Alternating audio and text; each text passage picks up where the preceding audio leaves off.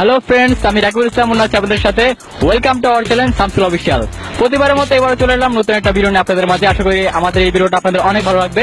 এই ভিডিওটা শুধুমাত্র প্রবাসীদের নিয়ে করা হয়েছে, তো তাদের নিয়ে বাংলাদেশের মেয়েদের কিরকম ধারণা, তাদেরকে কিরকম চোখে দেখে বাংলাদেশের মেয়েরা, এটা আমরা এই ভিডিওর মাধ্যমে তুলে ধরার চেষ্টা করেছি।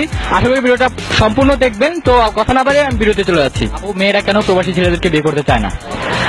আমার মতো ভাইয়া, নিজের দেশের মানে ছেলেদের উপর বা নিজের দেশের মানুষের উপর অন্যরকম একটা টান থাকে, আর তাদের উপর একটা মানে বিশ্বাস থাকে যে হ্যাঁ, এই ছেলেটার সাথে আমি পারবো, আমার ফুল লাইফ মেনটেন করতে আমি পারবো।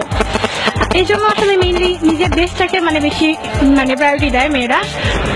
অ্যাকচুয়ালি আমাদের বাংলাদেশে অনেক যোগ্যতা সম্পন্ন ছেলে আছে, আর তারপরেও মানে বিদেশে যখন ওয়াইফ থাকবে দেশে আর হাজবেন্ড থাকবে বিদেশে, আসলে এটা তো ঠিক হয় না। মানে কেউ কাউকে সময় দিতে পারবে না, এটা তো আসলে কোনো বিয়ে হইলো না, কেমন একটা ব্যাপার হলো। এই জন্য তারপরে তো তারা বিদেশে যায় অনেক কষ্ট করে টাকা ইনকাম করে আপনাদের জন্যই। বাট একটা দেশের ছেলে থাকলে তো মানে তারা দেশে থাকবে, বাট তারা তো অনেক কষ্ট করে প্রবাস থেকে টাকা ইনকাম করে দিচ্ছে, মানুষের অনেক উপকার হচ্ছে। তো তারা কি মানে কোনো লাভ পাবে না আমাদের দেশ থেকে? সবকিছু তারা পিছিয়ে থাকবে, খাবার দাবার মানে দেশে আসলেই তো তাদের মানে এটা লাগবে ওটা লাগবে। মেয়েরাও যদি তাকে বিয়ে করার সময় তারা এটা তাহলে কিরকম লাগবে বলেন? তারাই দেখে, তাইলে তারা বিয়ে করে নিয়ে মেয়েকে সহ ওইখানে সিটিজেনশিপ নিক, তাইলে তো হয়। আর বাইরের ছেলেটা সে ম্যাক্সিমাম দেখা যায় যে তাকে জানা হয় না, চেনা হয় না, মানে তার পুরা হোল লাইফ আর বিয়ে হয় হুটহাট করে আসলে বিয়ে হয়েছে। বাট এইটা তো কেউই চায় না, তাই না? যার সাথে মানে সারাটা লাইফ স্পেন্ড করবে তাকে তো মানে আগে থেকে ভালোভাবে জানতে হবে। আর এই জন্যই মেইনলি আমার যেটা মনে হয় প্রবাসী ছেলেদের মেয়েরা আমার মতে এটা বিয়ে করতে চায় না। এই যে চোখের আড়াল মানেই মনের আড়াল, আর কাছে থাকে ভালোবাসাটাও বেশি থাকে, আর এই জন্য মেয়েরা চাই না তাদের হাজবেন্ড বাইরে যায় থাকুক। এটা আমার মনে হয়। বাইরে আছে তাদের কি হবে? তাদেরকে কে বিয়ে করবে বল? আর যারা বাইরে আছে তাদেরও হয় কোথাও না কোথায় তো থেকেই যায় তাদের জুটি আর কি। বয়স 50-60 হয়ে গেলেও তাদের বিয়ে হয় না, তো তাদের কি মানে করণীয়টা কি বলে মনে করেন?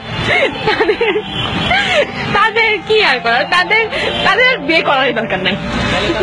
মানে তাদের টাকা পয়সা কে খাবে? তাদের তো অনেক টাকা পয়সা হয়, বাট এই টাকাগুলো কি করবে? টাকা পয়সা দিয়ে তো সবকিছু বিচার করা যায় না। মানুষের মনের শান্তি, নিজের সুখ শান্তি, এটাই বড় ব্যাপার, টাকা পয়সা সবকিছু না। এটা হচ্ছে প্রথমত আমি বলবো যেটা ইদানিং যেই একটা কমন বিষয় চলে আসছে, সেটা হচ্ছে যে সেক্সুয়াল ট্রান্সমিটেড ডিজিজ। এটা বাংলাদেশের যে অন্যান্য দেশের বেশি হয়ে থাকে। তো আমাদের দেশের ছেলেরা যখন দেশের বাইরে থাকে, তো অধিকাংশ ছেলেরাই বিবাহিত থাকে বা অবিবাহিতরাই থাকে। তো দেখা যাচ্ছে যে আমাদের দেশের কালচারের মেয়েরা যেই ড্রেস পরে, ওনারা এসে উন্নত ড্রেস পরে এবং তারা মেয়েদের প্রতি আকৃষ্ট হয়ে পড়ে। এবং যেহেতু ওয়েস্টার্ন কান্ট্রিগুলোতে এই যৌনরোগ বেশি, তো ওনারা যেহেতু ওটার মাধ্যমে কি বলে, যখন সেক্সুয়াল ইয়ে হয়, তখন একজনের থেকে আরেকজনের এটা ইয়ে হয়।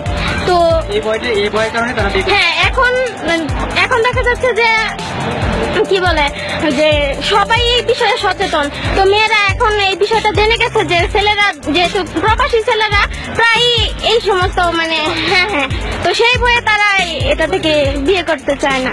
আপনি কি বলবেন? আসলে একটা সম্পর্ক ভালো রাখার জন্য সবসময় পাশাপাশি থাকাটা অনেক বেশি দরকার। তো এই জন্য মেইনলি যখন দূরে যায়, তখন সম্পর্কের মধ্যে একটা অটোমেটিকলি চির ধরা শুরু করে, যেটা পাশাপাশি একটা জিনিস, অনেক দূরে একটা জিনিস। এটা একটা ডিস্টেন্স গ্যাপের জন্য মেইনলি এইরকম। পরকীয়াটা বেশি হচ্ছে, রাইট? পরকীয়ার ব্যাপারটা তো আসলে এটা মনের, দূরে তো এটা আসলে ম্যাটার করে না, সবকিছু মনের ব্যাপার। তো পরকীয়াটাও একটা মনের ব্যাপার, ইচ্ছা অনিচ্ছার ব্যাপার। আপনি কি করবেন যদি একটা বিদেশি ছেলে আপনাকে প্রপোজ করে? তো আপনি কি বিয়ে করবেন তাকে? আসলে এটা বলা personal question, no personal question please.